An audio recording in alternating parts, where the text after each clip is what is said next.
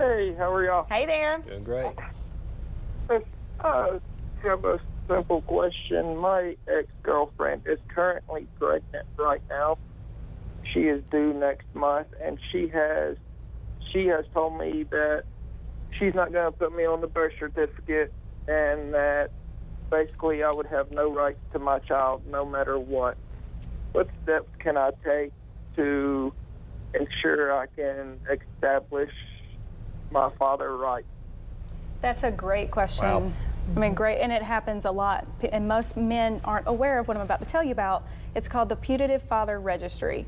And what that is it's a way that you can go, and this is going to sound kind of crass, but register if you have sexual relations with a girlfriend, or even if it was a one-night stand, it doesn't matter. If it's an unmarried, if you're not married to the person that you're having relations with, you can go and register yourself on this registry just in case, you know, she does get pregnant and you want to be involved in that child's life. So that's step one. You need to register on that.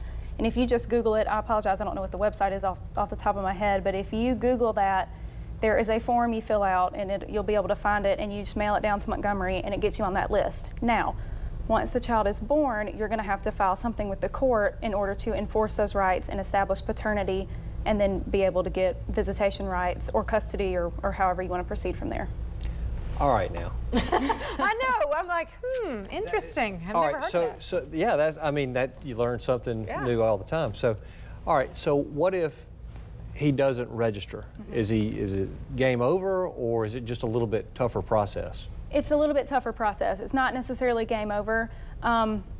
However, it's much better to go ahead and register. So if you know that, in your situation, you know that that baby's going to be born very soon, and it sounds like you'll have a good idea of when, and you can take action as soon after.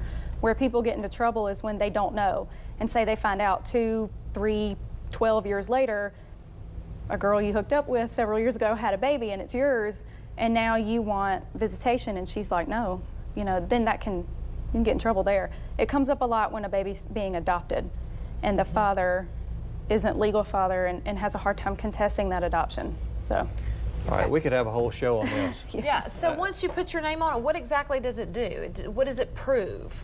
It proves that you have a legal standing to that child. And now you're still going to have to do a paternity test. You're still going to have to prove to the court that you are in fact the biological child or father of that child. Right. So it just kind of gets your foot in the door. Okay, interesting. And what is it called again? The Putative Father Registry. Now you're not going to get like robocalls or you're not going to get any crazy stuff like that. I mean, it's a highly guarded legitimate thing. Okay. Yeah. All right, interesting.